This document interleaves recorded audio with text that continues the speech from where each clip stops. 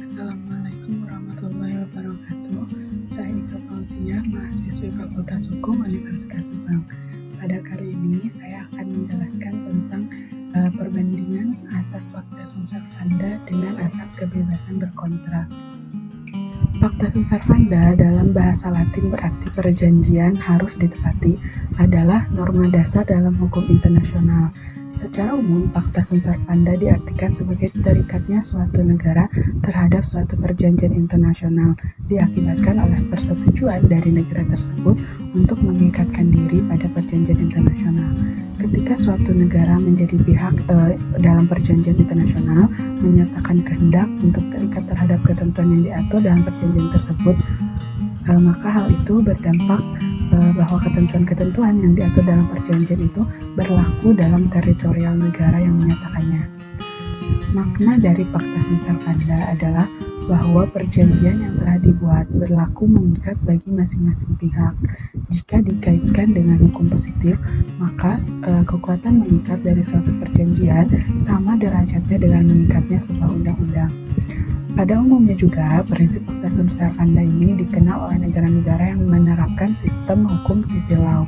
Adapun negara dengan sistem common law kerap menyebutnya dengan prinsip kesakralan kontrak atau science-sciety of contract.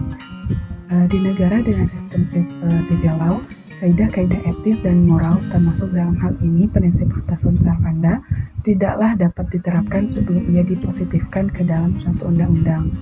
Negara Indonesia sebagai penganut sistem hukum civil law mendasarkan aturan-aturan mengenai keperdataan kepada Kitab Undang-Undang Hukum Perdata atau KUH Perdata.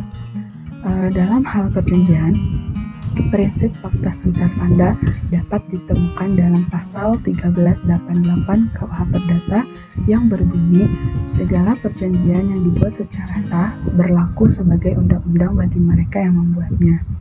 Maka dari sini dapat dilihat adanya perbedaan ikatan yang ditimbulkan dari sebuah perjanjian, bahwa sebuah ikatan perjanjian baru dapat mengikat secara hukum apabila perjanjian itu dibuat secara sah. Namun, apabila tidak dibuat secara sah, maka hanya mengikat secara moral, tidak dapat dituntut secara hukum. Adapun sebuah perjanjian baru dapat dikatakan sah apabila memenuhi syarat-syarat yang ditentukan dalam pasal 1320 KUH Perdata sebagai berikut. Pertama, adanya kesepakatan di antara para pihak. Yang kedua, kecakapan hukum para pihak tersebut. Kemudian, objek yang diperjanjikan, dan terakhir, sebab yang halal dalam arti tidak terlarang. Selanjutnya mengenai asas kebebasan berkontrak atau dikenal dengan istilah freedom of contract ataupun party autonomy atau liberty of contract.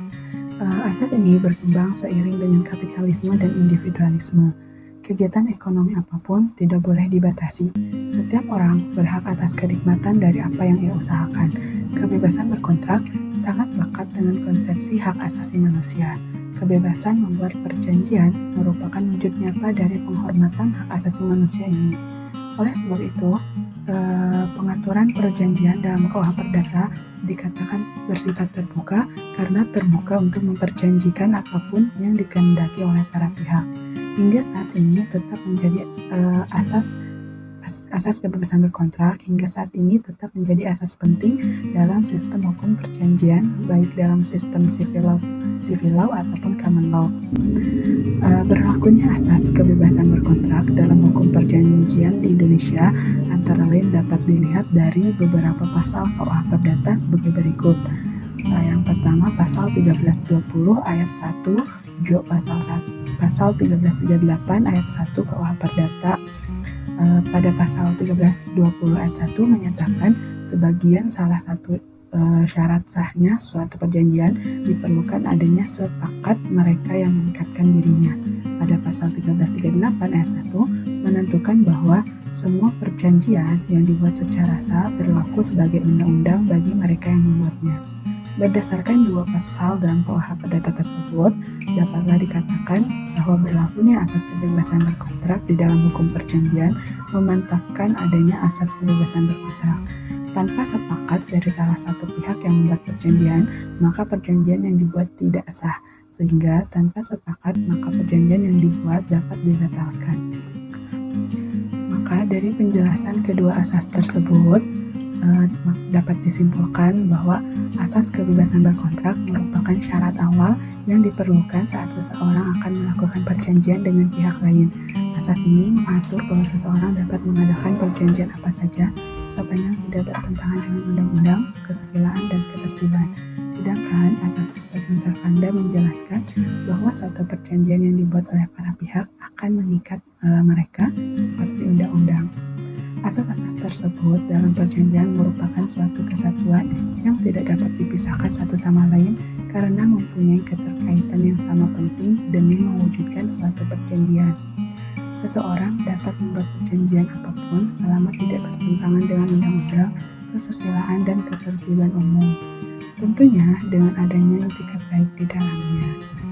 Setelah perjanjian tersebut disepakati oleh kedua belah pihak, maka secara otomatis perjanjian itu akan mengikat para pihak yang membuatnya. Kekuatan mengikatnya sama dengan undang-undang. Maka dengan kata lain, setelah perjanjian tersebut disepakati, akan timbul kepastian hukum di dalamnya. Apabila salah satu dari asas-asas tersebut tidak terpenuhi, akan timbul cacat kehendak yang mempunyai akibat hukum bahwa perjanjian tersebut dapat diabaikan.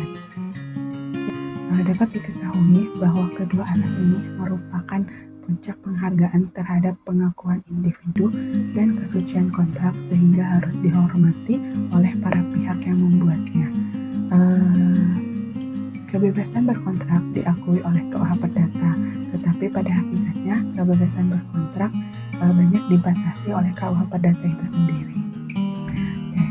Kesimpulan terakhir yang saya simpulkan, di antara kedua asas ini sebetulnya tidak bisa diperbandingkan karena masing-masing asas ini memiliki kedudukan yang setara di dalam perjanjian sehingga tidak dapat dibandingkan satu sama lain. Cukup sekian yang dapat saya sampaikan. Mohon maaf apabila ada kesalahan. Wabillahi taufiq wal hidayah. Wassalamualaikum warahmatullahi wabarakatuh.